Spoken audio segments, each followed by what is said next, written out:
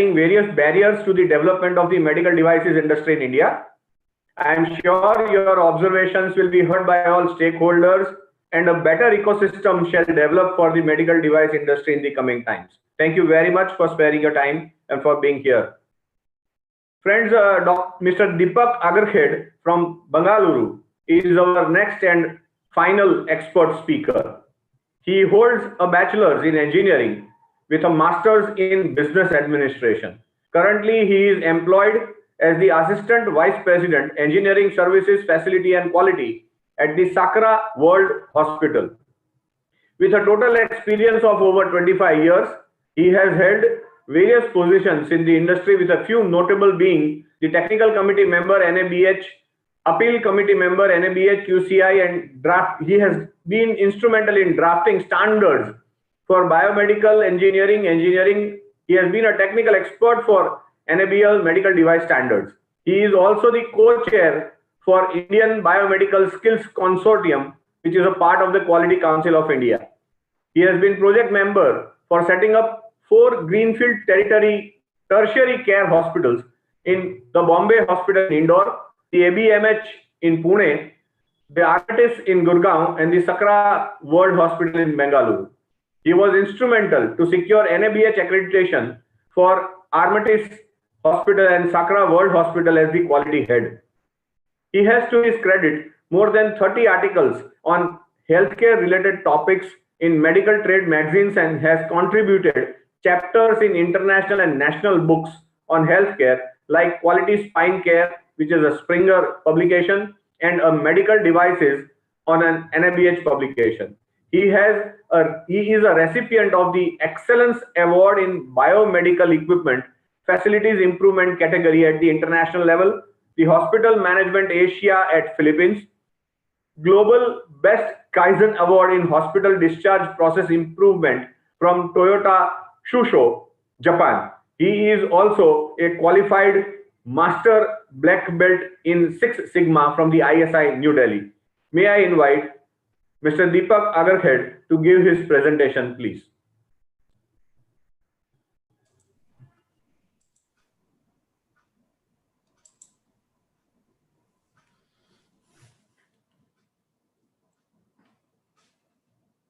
Am I audible? Yes, you're audible, yes. Well, namaste to all of you. Thank you, Pandya ji, the organizing team, Dr. Girdhar Gyani from AHPI, who has been my mentor, and all the invited members for sharing my views with respect to the potential global manufacturing hub for medical devices. Being from a part of a hospital, so my emphasis will be more on the healthcare delivery side, and also being an engineer, I'll be more stressing on the medical equipments. Though we use the term medical device and medical equipments, so I would like to briefly touch upon, though we have the experts, but I would like to take an opportunity to just mention that any instrument, apparatus, appliance, software, material or other articles, whether used alone or in combination, including a software intended by its manufacturer to be used specifically for diagnostic or therapeutic purpose and necessary for its proper application intended by the manufacturer. This is a medical device. Whereas medical equipment is a subpart of the medical device, but requires calibration, maintenance, repair, user training, decommissioning activities, which is going to be managed by clinical engineers like us. The medical device, as you can see, you can find from the screening of the patients to the diagnosis of the patient, treatment of the patient, restoration to the monitoring. Monitoring is not only restricted to the hospital, even the remote monitoring. So medical device is spread across the various phases of the patient who is going to come. Not only the patient, even the healthy people can come and take the health checkups, wherein the medical device is an integral part of it. You can see a picture wherein a wooden tongue depressor is also a medical device, and a sophisticated MRI or CT scan is to a medical device. So the industry for both need to be looked critically with respect to the manufacturing. India is not, it's not unknown for India with respect to the medicine. 6th century BC, Sushruta, father of surgery, has conducted the surgery, and he has devised lot of instruments which are basically medical devices. So the medical devices rule as per 2017 is based on the risk-based classification of medical device, wherein class A is a low risk like thermometer, tongue depressor, which I shown.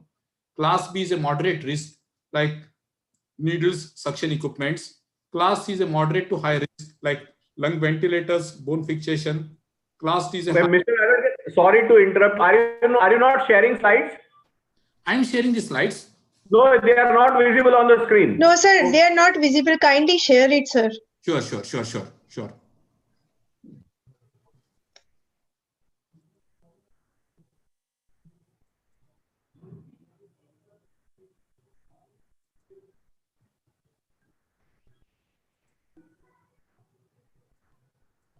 Yeah, now it has come. Okay, now it has fine. come. Okay. You can make it full screen. Yeah, I'll make. Thank you. Well, I was talking about the medical device, so which I was covering, and I was showing the picture of the tongue depressor, to the instruments, to the patient physiological monitor, to the MRI. All these things are a part of the medical device. Some are medical equipments, which I was mentioning. I was also mentioning about our father of surgery, Sushruta, whom we are very much proud of, who has devised various instruments.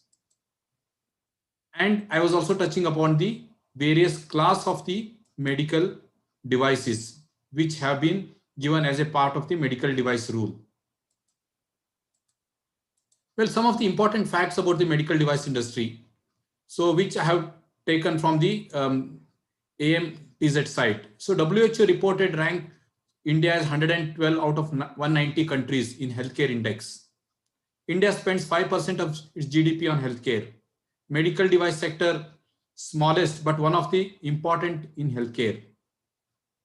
Indian medical device industry is worth around 30,000 crores, and India's import bill is around 25,000 crores, which is something which need to be looked into. And India among top 20 markets in medical devices in the world, and is 4th largest market in medical device in Asia. So as we have the experts, so I need not have to stress upon, but CDSCO is a regulatory body in Indian government and is responsible for the medical device registration in India. So DCGI is the key official within the CDSCO responsible for approval of manufacturing of the specified medical devices. In India, manufacturing, import, sale, distribution of medical devices are regulated under DCA. In India, currently around 37 medical devices out of 5,000 require registration of medical devices required for registered before they can be sold. So the regulation is been for only 37 medical devices. And for all the other medical devices do not require registration, the manufacturer should obtain NOC from the DCGI. So as it's been presented earlier by the speaker, so the segment wise, you can see the segment wise the division. So diagnostic and imaging has a 30% share, consumable is 16%, IV diagnostic 10%, patient aids 9%, orthopedic and prosthetics 8%, dental products and other medical devices is 24%. So there has to be a various strategy for each of the segments when we are talking about the manufacturing in India. So as we can see, the more regulations are coming from the government, even to a small thermometer, to the BP apparatus and nebulizers. Being a part of a hospital, I can understand the pain of a patient when he has to pay out of the pocket. The patient has to pay a huge amount of bill. So when patient is under treatment, especially in the private hospitals, 20 to 25% of the cost of the medical technology or equipment device in total healthcare cost for a patient. so which is very, very high. As a part of the healthcare delivery system, you find typically 33% of the hospital assets are medical equipments, and 30 to 40% share of medical technology costing for setting up of any of the hospital. So 30 to 40% is been spent on the medical technology when we are planning a hospital, and typically 12 to, in fact, more than 12% of the revenue is spent on the medical devices in hospital on a month-on-month basis. What are the issues which have been faced at a healthcare delivery side from where I'm coming from? Cost of the medical equipment is expensive, including the flight charges and custom duty. Even the custom clearance, sometimes it comes to 27%, including GST, which is very, very high. Cost of consumables accessories also expensive. It's not that when the capital equipment is procured, it's the end. So we have to procure the consumables and accessories, which are also very, very high cost. Some of the accessories, which are even costing 8% of the cost of the equipment itself. In fact, the maintenance cost is very, very high. Sometimes the maintenance cost goes up to 8% of the capital equipment, and every month on, every year on year, we have to pay with an escalation. In spite of all these things, there are lack of expert engineers to provide a timely service. You find big ticket items which have been procured, but they are being down non-functional because of lack of the technical experts. Delayed upkeep of the equipment due to part sourcing from the abroad. This is the one of the, because you don't expect all the parts are being kept by the local dealers. So you may end up in a situation wherein the part has to be brought from abroad and it is going to take a lot of time. So ultimately the patient is going to suffer. So is the hospital. High inventory holding cost of the medical devices.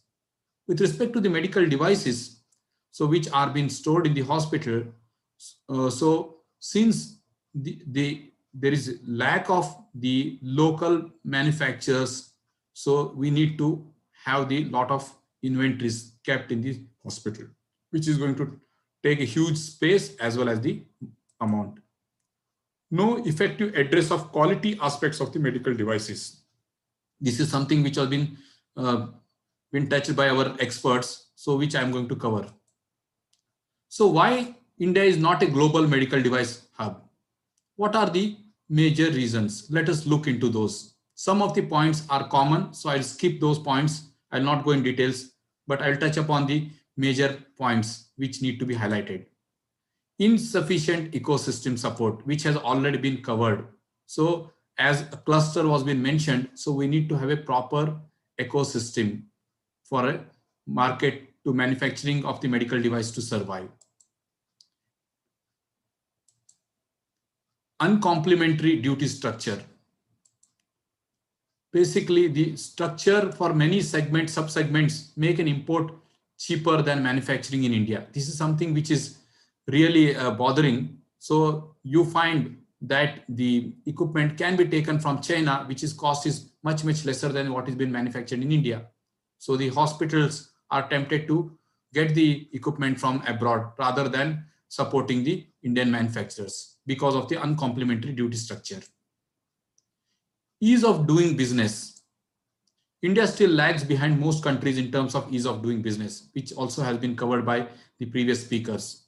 Due to complex regulatory requirements, products currently require multiple agency approval. There is no single window approach which need to be emphasized on. This leads to a time delays in multiple layers at both national as well as state levels. High cost of financing. Medical device industry is a capital intensive, especially big ticket items wherein it's a very capital intensive. The cost of financing ranges from 14 to 18%, which increases the burden for players planning to set up a medical device facilities in India. Most importantly, lack of complete tax and lax enforcement mechanism for IP protection.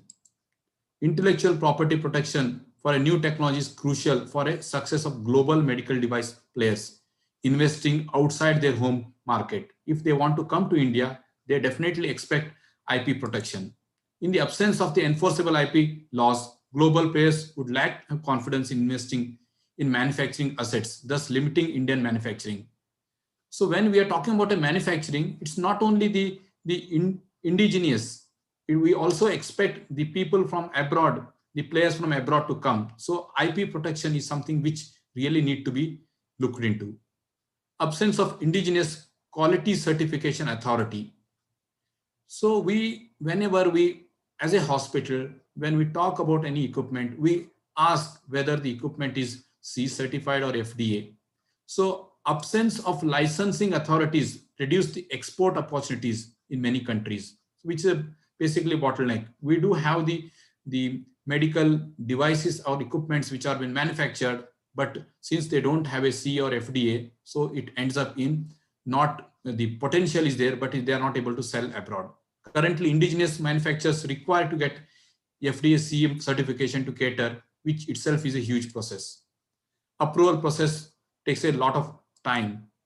Indian certificate for medical devices, which was being covered earlier, is yet to make a visibility in the market. As a healthcare delivery, we still are not much aware of ICMED, which is from part of QCI. Poor domestic demand for certain segments or product categories. Small market for most segments or sub-segments of medical devices industry limit the investment, as any investment would require scale of viability. Limited demand coupled with inverted duty structure weakens the case of indigenous manufacturing. We find that the raw material cost itself is more than the cost of the finished product. Inadequate availability of skilled workforce and restrictive labor law. Despite of enough human capital, there are unfavorable labor laws and limited trained workforce in India to instill, operate and service the equipment. We do have 4,000 engineering colleges, but only 149 are having biomedical engineering course. So when India can produce the software engineers, why can't India cannot produce the biomedical engineers? When there is an adaptability of mechanical engineer to become a software engineer, so we can train the not only biomedical engineers, we can train the instrumentation engineers, electronic engineers, electrical engineers, even mechatronics people, so that they can be drawn towards the medical device, medical technology. Limited focus on the indigenous invention. As the market has been majorly dependent on the imports, scope of indigenous invention has been limited. So I find when I was working in one of the company in my earlier days, so they were manufacturing, but they found it's very cumbersome. Rather than they started taking the agency and they started selling it. And it has eased the peoples who were service engineers, and there is no much trouble with respect to manufacturing, and the margins were very high. So they were tempted to go for the import of the, rather than concentrating on the manufacturing of the medical equipments. So newer market access due to India-based innovation. Few of the local companies and MNC with manufacturing facilities in India have successfully developed low-cost products that are on par with the quality with existing products that require complex technical know-how of manufacturing. We have a market in Middle East as well as in Africa. So it's all we need to is to tap the market by providing the quality products. How India as a global medical device will help? So let us look into this. So it can shortening the lead time and better serviceability. With a potential for strong domestic demand and other supporting factors, India is set to emerge as an ideal destination for setting up manufacturing facilities. Especially global companies are looking to align their global manufacturing footprint with shifting consumption patterns. Shorter lead time will lead to an opportunity for significantly enhanced service levels, promising well for increasing healthcare penetration in India. So India as a de-risking option in region. With MNC companies, India presents a good opening to simultaneously de-risk their business from regional global risk, especially after the COVID. The people would like to come out of China. So it gives an opportunity for India in the growing domestic market. India is set to become a major consumption location with high potential to become an export-oriented country after introduction of universal health scheme, where we have created a more demand and accessible to the people, so that the GDP for the medical device is going to increase. Improved serviceability. Homegrown manufacturing would sustainably improve the serviceability. Definitely it is going to enhance. Healthcare service providers need not build redundancy. So this is where I come from. So there is no need for us to have more inventories when we know that it's been manufactured in India and the lead time is very short and the service for that is available and accessible. So it will reduce the cost for the providers. Reduction in time to set up a new healthcare centers. As we see, the medical equipments, especially the big ticket items, wherein the time from the time the order has been placed to the LC has been opened, it takes 12 weeks to 16 weeks for the equipment to come. Where we need, when we have a demand for setting up the quick medical healthcare centers. So if we have a local indigenous equipment, it will shorten the time. Access to medical devices to the rural India. Local manufacturing would enable deeper penetration to the healthcare services to rural India, hence increasing the access to the medical devices. So which is basically the constraint. So with the local markets, we can easily penetrate. Now, how can we boost manufacturing of medical devices? So timely intervention by government in promoting manufacturing. Focus on R&D ecosystem, which has been covered by the earlier speaker. Incentivization of indigenous manufacturing, which has been a part of the Make in India. Reduce the corporate tax rates. Ease product approvals. Reduce the input cost. Tapping the volume of domestic consumption. So what are the benefits of Make in India for medical devices? Less dependency on import items during pandemic situation, which has been earlier covered. So which we had a really challenge, which we came up. Lower the cost of healthcare. Improve the access of healthcare, which will happen. Economic development through investment and job creation, which is one of the important things which we'll be looking at. India-specific innovations, wherein we can make a footprint abroad. Viable healthcare business models are being created. Quality of healthcare delivery, wherein we have the indigenous manufacturing devices and the good doctors and the good infrastructure. Definitely it's going to help the patient. Ultimately, he will be the beneficiary. There are various success stories in Indian manufacturers. So there are many, but I have taken only few. Like Appaswamy Associates, who have been pioneer in the ophthalmic. Phoenix, who has come with the neonatal products. Thomson for the medical devices. Scanray, who has been pioneer in supplying the ventilators during the COVID times. Johri, who has set up for the rehab products. And there are many more success stories are there, which have come up well and they have made a footprint abroad too.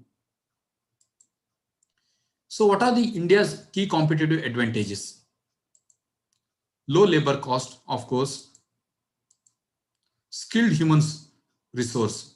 So a combination of clinician and an engineer will definitely create a skilled human resource. So which right now is lacking. So we need to have a combination of clinician and engineers who come up with any of the issues clinician face. They can reach to the engineers and they can work together and come up with a solution. Untapped local demand. As I was mentioning, that huge demand, huge volume is there with Ayushman Bharat coming. So where lot of medical colleges coming across India. So there is a huge demand. And vast natural resources, which is what India is famous for. How do we realize the potential of Make in India for medical devices? What are the roles a government can play? Independent regulation for medical devices, incentivizing the medical device manufacturing, parity of duty on raw materials with finished goods should be maintained, as I was mentioning earlier. Duty credits on import of raw materials need to be provided, enabling concession for duty VAT parity with import equipments, ensuring quality with FDA or FDA equivalent certifications. Government can play a role in enabling the medical device manufacturers to foster access of the FDA or FDA equivalent certification. Segment-specific incentives and state-specific incentives can be rolled out. Government can large purchase of the medical devices with a network of medical colleges, secondary hospitals, primary healthcare, PHCs and subcenters. So volume can be created. Further, preference of indigenous manufacturing devices in government procurement. So price preference or incentives for domestically manufactured products, standardization in purchase requirements, higher reimbursement for locally manufactured products, expanding skill incentives to high technology manufacturing, access to cheaper subsidizing funding, creating an ecosystem with research institutions which have been covered by previous speaker, single window clearance for setting up of the manufacturing plants, creating positive image of brand India, that's Make in India. Besides the government, so the role of healthcare industry is also very, very important. So medical device companies, both MNC and Indian organization, need to leverage on local production to cater local demand and international markets. Carry out India-based innovations. As I said, if the IP protection has been strengthened in combination with indigenous manufacturing. MNC can view manufacturing in India as a risk diversification strategy. And as a hospital, what can we contribute? Input for innovations, because hospital is where the patients are being taken. They know what are the pains the patient will go through during the surgery, during the procedures. They can come with their ideas, which can be an input to the engineers. Enable and test of awareness of products. So clinical trials can be enabled so that the trials can be done, so that the new devices can be tested. What are the current initiatives which have been taken by Government of India? Definitely, Government of India has been promoting the medical devices. So it has recognized the medical device as a sunrise sector. So 100% FDI is permitted in this sector without government approval for either greenfield as well as brownfield investments. Device classification which has been created as per the international norms. Device amendment rules have to bring all the medical devices under regulations as drugs. Increase public health spending through Ayushman Bharat.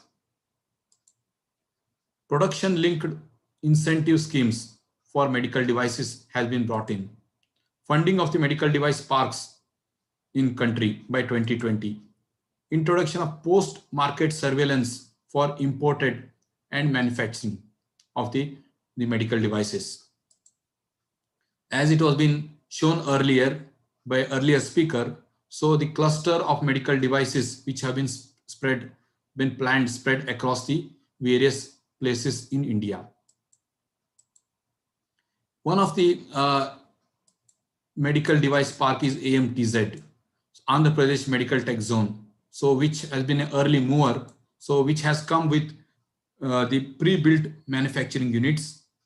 It has come with common scientific facilities like testing labs, the biomaterial testing, 3D printing, X-ray tube manufacturing. It has a common facilities which is creating the ecosystem, that it has an exhibition, showrooms, it has the regulatory office, it has a strategic development in overall. So it's a one stop for the medical devices. So the manufacturers can go and easily start manufacturing the units. So same thing has been planned across India in various other places which have been shown.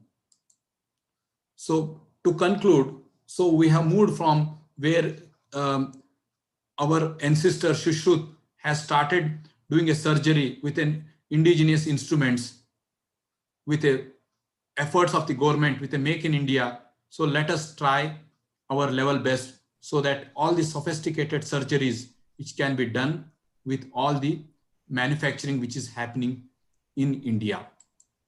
So I'd like to thank you, and I would like to thank for the resources which have been provided by AMTZ, Make in India, Deloitte,